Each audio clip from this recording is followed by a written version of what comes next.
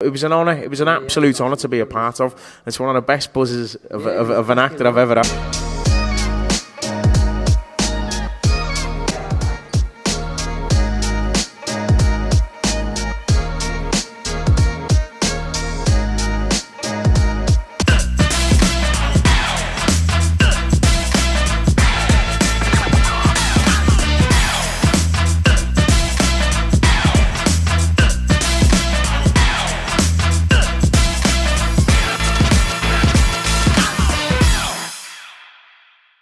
Right, so I don't know who won the sweepstake. I can't remember who said what, but it was 3 takes. Okay, I'm going to go 3 and 3. Jonas Armstrong, Steve Graham, don't need any introductions. Going to start with you, Steve.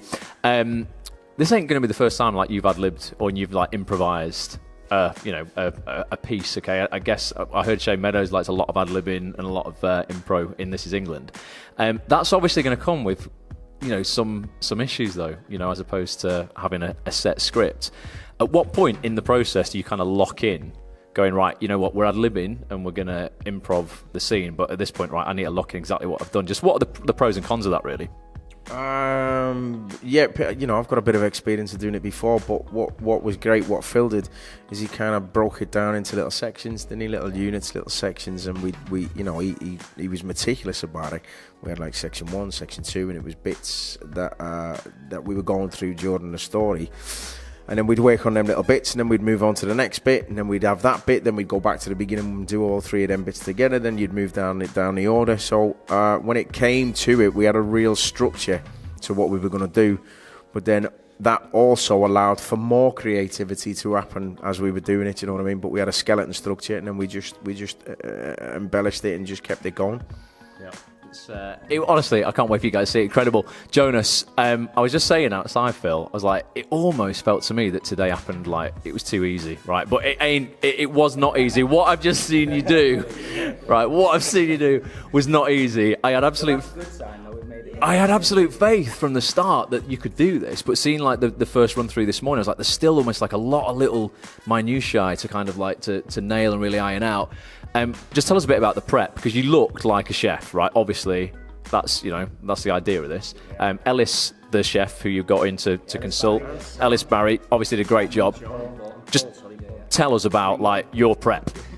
Well, my prep basically, before coming into this, I could barely boil an egg, like you even say. Do you know what I mean? But on the very first night, we went to the Midland Hotel, and we were fortunate enough to get into 3 different kitchens, all of which had different levels of craziness. The first was very calm, and then it just built up to where there was almost like a kind of controlled kind of manicness about it. So that was the prep that we had. That was the kind of feel that we wanted in that particular kitchen. But the prep we had was with the lads who were seasoned professionals, do you know what I mean? And they showed us just the intricacies and how delicate that these chefs are. It's an art form with these guys, and they take very, very there's a lot of pride at stake for them. Stephen's character's name is on the front of the restaurant. I'm the sous chef, do you know what I mean? I've got a lot of stake. I want to carry on in his footsteps. So everything is very particular. So that's why they're so get not angered, but it's just a passion comes through, and if that comes through in rage or anger,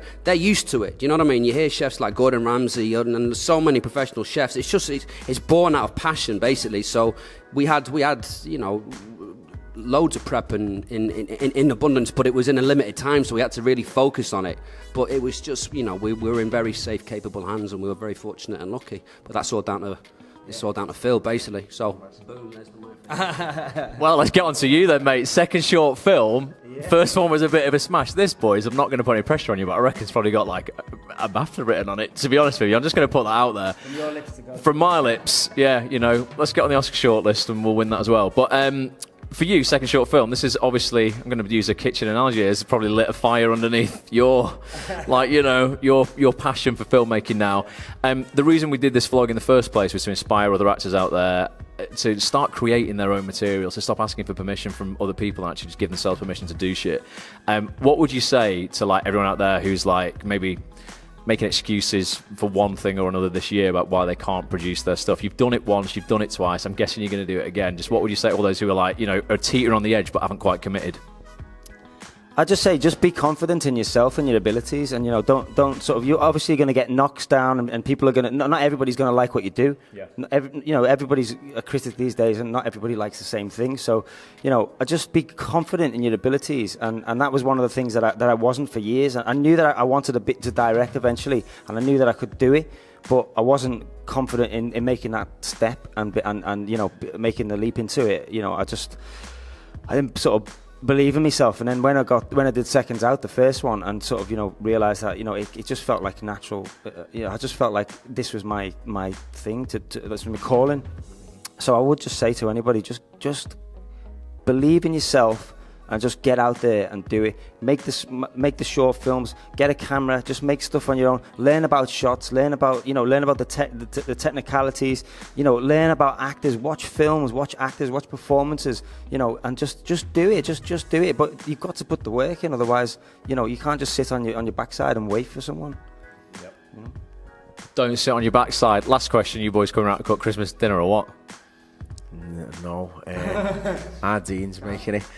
What I'd like to say, if I could just add to that, take the mic. If I could just add to that a little bit, what he did was he created an atmosphere for us all to be able to play. Do you know what I mean? And to me, it's in the title, director. You direct things and you move the structure of it, and you make it come alive, and you help it. But I think with his background as an actor, he really gives us a sense of freedom. Do you know what I mean? Yeah. And for me, I'm very blessed that I get to do some really good work.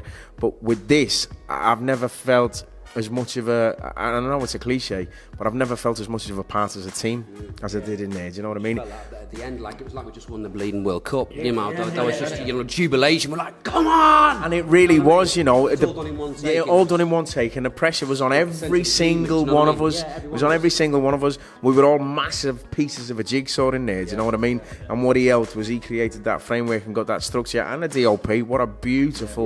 What a fantastic shout to do it all in one go. But we were all pieces of a jigsaw, and without any single piece, that wouldn't have worked. You know what I mean? So it was an honour. It was an absolute honour to be a part of. It's one of the best buzzes of an actor I've ever had. Really was. It's been an honour for us, spectating this, guys. Seriously, best of luck with it. I just hope everybody who's watched this episode has been inspired. You will suffocate your excuses in 2019. If you've got an idea in your head, like Phil had, put it on paper. If you know what as well, if you can't put it on paper, you didn't even write the script, right? This was something that's really interesting. You didn't write the script. You gave the idea to a writer. He wrote a framework. You guys effectively wrote the script. We all did it together. Collectively as a unit, we did it all together. It was a complete ensemble, every sense of the word, you know what I mean? Completely. Yeah. So get together with people who can make it happen. If you really want it, I'll say it one more time this year. If you really want it, you'll find a way. If you don't, you'll find an excuse. We're going to be back in 2019 with plenty more vlogs. Get out there, make stuff happen, have a fantastic Christmas, an amazing New Year. And boys, if you will oblige, the countdown, 3, 2, 1, and you know the catchphrase, yeah? What is it? Bye for now, yeah? Bye for now. Right, in 3, 2, 1, bye for now.